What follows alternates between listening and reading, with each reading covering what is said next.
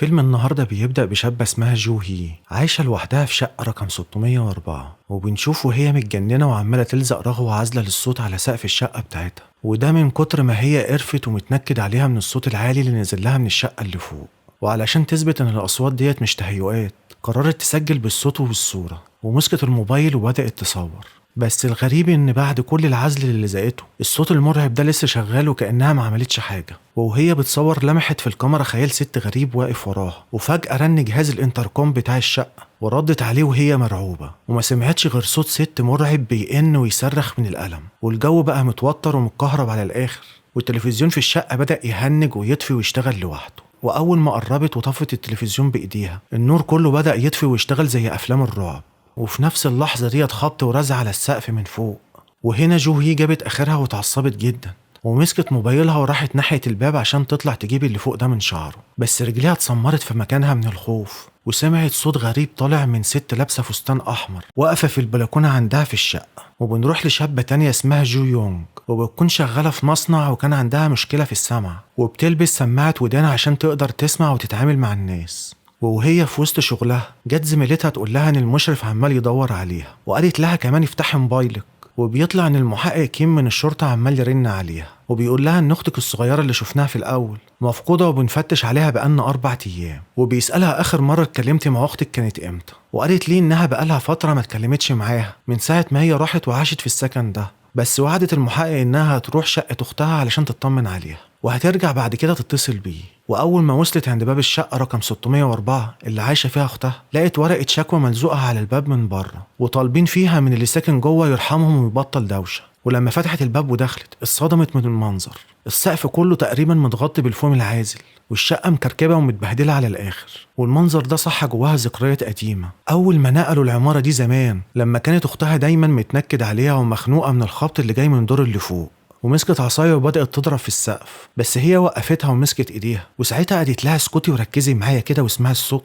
بس علشان جو يونج لابسه سماعه ودان ما سمعتش اي حاجه خالص. ولما لقت اختها بتتنرفز وتتعصب زياده، حاولت تهديها وتقول لها يا ست دي بقت خلاص شقتك ولازم نتحمل مهما بيحصل.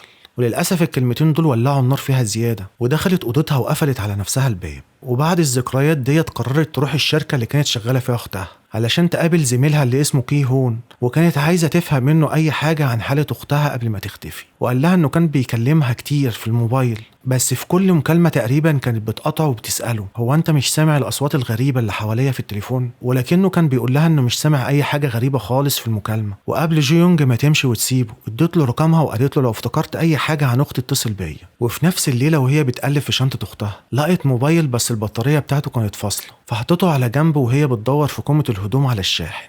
ولقت أرضية الشقة مليانة عفن ورطوبة، وفجأة بدأت تسمع أصوات خبط وعياط جاية من الشقة اللي فوق. وبعدها بشوية خبط على الباب راجل اسمه هان، وده الساكن في الشقة اللي تحتها رقم 504، وهو نفس الشخص اللي لزق ورقة الشكوى على الباب. وده علشان كان هيتجنن من الأصوات اللي طالعة من شقة أختها. وقالت له الشرطة بتقول إن أختي مفقودة بقالها 4 أيام، يعني المفروض محدش جوه الشقة خالص طول الفترة دي. بس هان كان مصمم إن الدوشة طالعة من عندهم، وقبل ما يمشي هددها وقال لها لو سمعت صوت دوشة تاني من هنا هأذيكي وما تلوميش إلا نفسك. وأول ما الراجل مشي وجت تقفل الباب، لمحت بعينيها ست واقفة في آخر الممر. وبعد كده حاولت تفتح موبايل أختها بس معرفتش كلمة السر.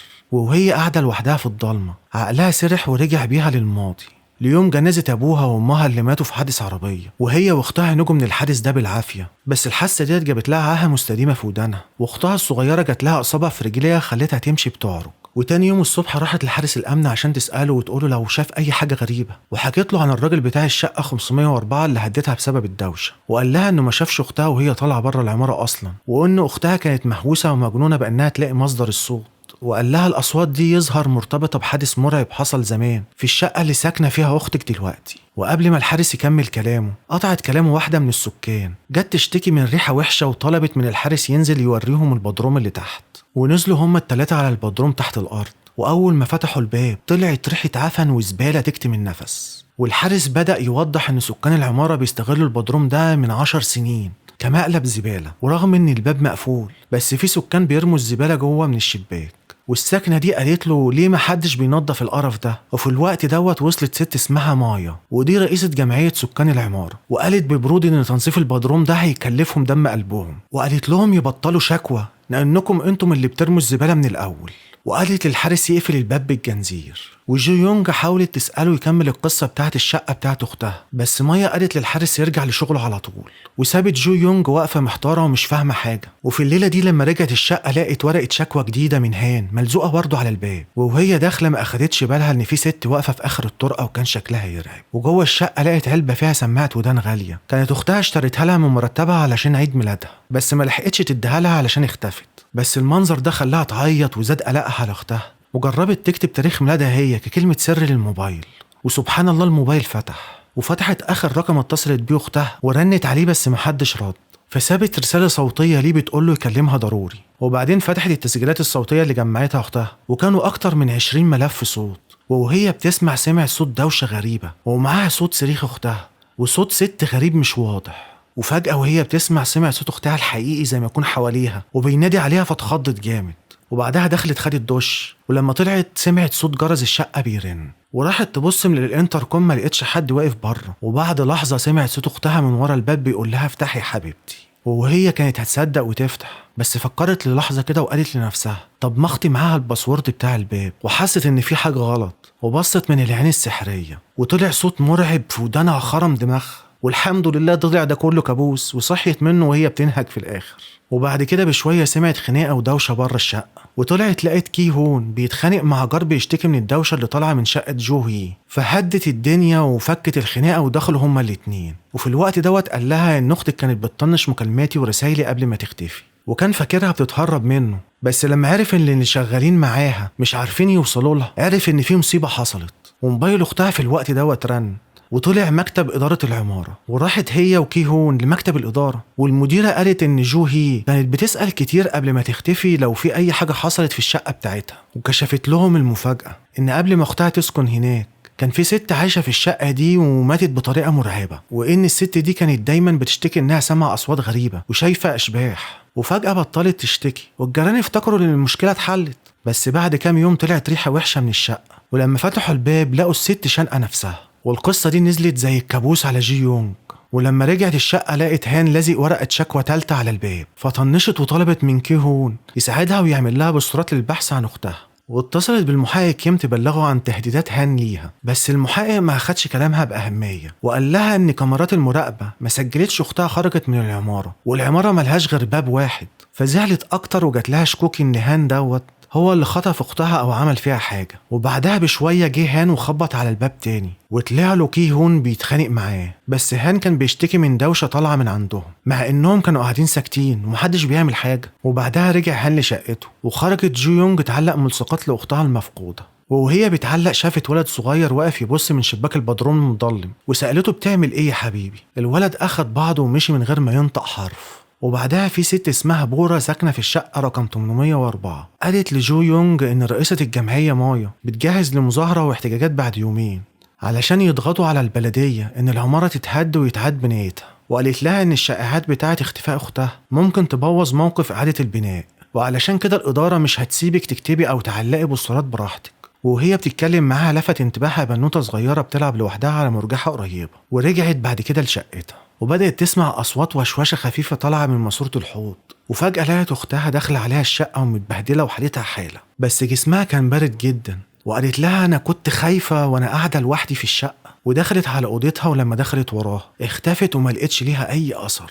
ورجعت للصالة وهي مرعوبة، ولقت أختها وهي مشنوقة. والحمد لله دوت كمان طلع كابوس تاني من كوابيسها، وصحيت من الكابوس دوت على صوت فصل سماعة ودانها لأن البطارية فضيت. وهي مستنية السماعة تشحن، موبايل أختها لقت صوت غريب جوه الأوضة، وجت تدور على مصدر الصوت.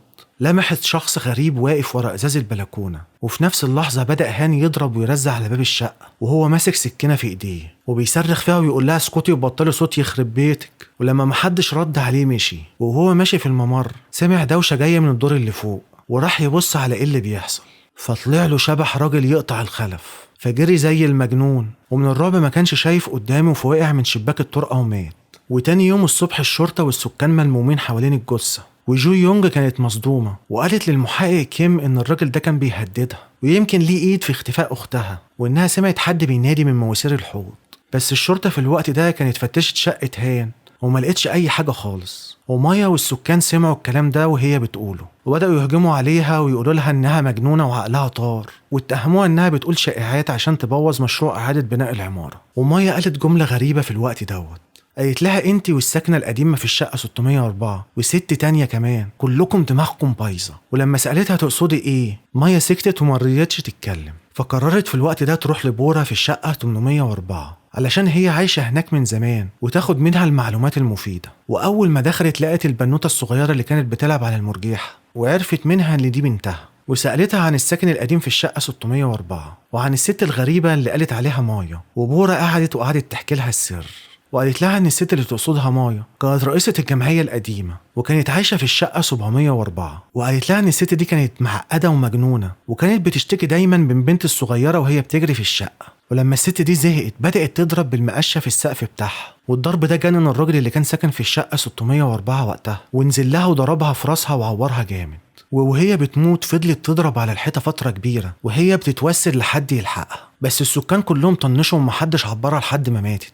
والراجل بتاع 604 اختفى بعدها ومحدش يعرف عنه اي حاجة. والسكان اتفقوا يخبوا الجريمة ديت عشان ما تبوظش موافقة تجديد العمارة. واليومين دول السكان بيقولوا ان شبح الراجل دوت هو اللي موت هان. فجو يونج سألتها طب مين ساكن دلوقتي في الشقة 704؟ فردت عليها وقالت لها الشقة فاضية ومحدش ساكنها من يوم الحادث. وهنا هي اتجننت لأن الأصوات كانت دايما جاية من الشقة دي. فاتصلت بكي هون وقالت له يبحث ورا القضية ديت علشان تعرف حصل ايه. وتاني يوم الصبح في مظاهرة السكان عشان تجديد العمارة، جو يونج لقت ملصقات اختها الناس بدأت تدوس عليها بالجزمة، ففقدت أعصابها وزعقت في الكل وقالت ليهم انتوا فارق معاكم العمارة ومش فارق معاكم اختي اللي اختفت هنا، وانتم خبيتوا بلاوي العمارة دي من سنين. والسكان هجموا عليها عشان يسكتوها، بس وصل كي هون ولحقها وقال لها على سر جديد، ان الشرطة لما دورت على الساكن القديم في الشقة 604 كاميرا المراقبة جابته وهو داخل العمارة وما جابتهوش وهو طالع، يعني الراجل ده لسه جوه العمارة وما خرجش. وساعتها افتكرت البدروم اللي مليان زبالة، ومن غير ما يبلغوا حد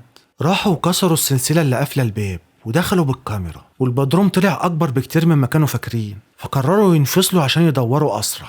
وكي هون في الوقت دوت لقى اوضه مخفيه كانت بتستخدم كمخبأ فيها ادوات مطبخ وحاجات تانية، يعني في حد كان عايش هنا. وهو بيصور بالكاميرا لقى جثة الساكن القديم في الشقة 604، وبيكون بعد ما ضرب الست اللي في الشقة 704 استخبى هنا من الشرطة، ومع نقص الاكل والمية مات من الجوع والعطش بعد ما انتحر مكانه. بس فجأة عينيه اتغيرت وتصرفاته بقت غريبة زي ما يكون شبح الراجل ده لبسه. وفي الناحية التانية جو يونج لقت كشكول رسم للأطفال، ففتحت الكشكول ولقت رسومات لعيلتها هي شخصية، وكانت الصور سعيدة. وبعدين حادث العربية اللي مات فيه أبوها وأمها، واتصدمت مين يعرف السر ده. ولما قلبت الصفحة الرسومات اختفت فجأة، وراحت تدور على كي هون ولقيته واقف زي الزومبي وملامحه غريبة. فقربت منه وهجم عليها وبدأ يخنقها، وبدأت تدافع عن نفسها ومسكت حجر وضربته على راسه بكل قوتها. ومع ان الضربة جامدة بس فضل يهجم عليها، وطلعت تجري وجت تطلع من فتحة الشباك. حد مسك ايديها وشدها من بره، واغمى عليها من كتر ما هي تعبانة ومصدومة. وصحيت في مكتب الإدارة جنب مايا وابنها الصغير.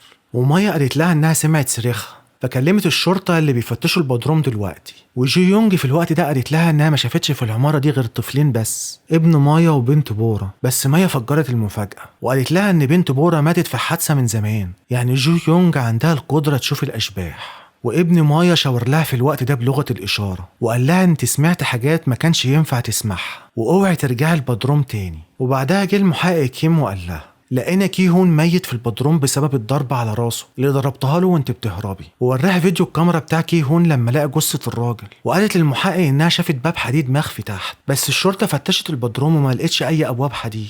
والمحقق حذرها تبطل تفتش لوحدها وتلم دورها عشان ما تلبسش في تهمة قتل كي هون، بس هي ما سمعتش كلام حد ورجعت للبدروم تاني. ولما وصلت عند الباب الحديد لقت كاميرا اختها، ولما فتحتها اكتشفت ان اختها دخلت الشقة رقم 804 بتاعت بورا علشان تعرف مصدر الأصوات. ولقت شقة بورا مليانة سماعات في السقف بتطلع أصوات، ولقيتها بتكلم نفسها وكأن بنتها الميتة لسه عايشة. ولما اختها حاولت تهرب بورا هجمت عليها، وجو يونج فتحت في الوقت ده الباب الحديد ولقت اختها عايشه ومربوطه جوه، ففكتها وبورا دخلت عليهم في الوقت ده، فقالت لاختها استخبي وانا هشغل بورا. وبورا كانت ماسكه شاكوش في ايديها واعترفت بالسر كله، وقالت كانت بنتي بتحب تلعب وتجري، والجيران ومنهم الست اللي في الشقه 704 كانوا بيشتكوا كل شويه، فقلت البنت انزلي والعبي بره العماره. وهي بتلعب بره خبطتها عربيه وماتت. ومن يومها وانا بلوم السكان انهم هم اللي موتوا بنتي وحرموني منها، فركبت السماعات دي عشان اعذبهم بالدوشه اللي كانوا بيشتكوا منها. ولما الست بتاعه الشقه 704 اتضربت من الساكن اللي في 604 وكانت بتنزف، قال اني دخلت عليها وضربتها على راسها لحد ما ماتت. واختك كان لازم تموت علشان عرفت كتير،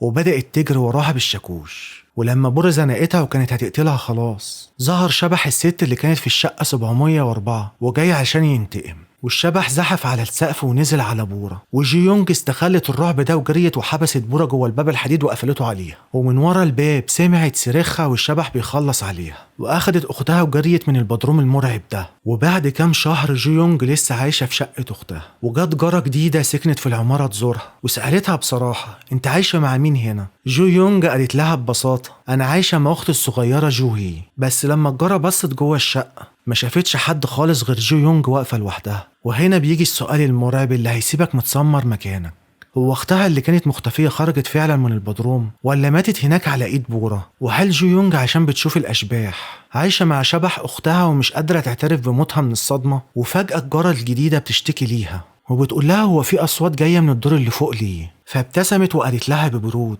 طنشي اي اصوات وعيشي حياتك عادي. وهنا بنعرف ان الرعب ما انتهاش، وان الاصوات دي مش مجرد اشباح، دي صدمات والام مدفونه من زمان زي الباب الحديد اللي الشرطه ما لقيتهوش. وان الجروح ممكن تستخبى بس عمرها ما هتروح. واحيانا اصعب حاجه في الدنيا مش الاشباح دي لما الكل يختار يسكت ويدفن الحقيقه، وبيكون في حد في الضلمه بيصرخ وبيطلب المساعده. وعلشان كده الصوت المرعب ده لسه موجود لحد النهارده. ولو لسه جديد ما تنساش تعمل لايك وتشترك في القناة وتفعل الجرس عشان يوصلك كل جديد. وأشوفكم على خير في الفيلم الجاي، ويلا سلام.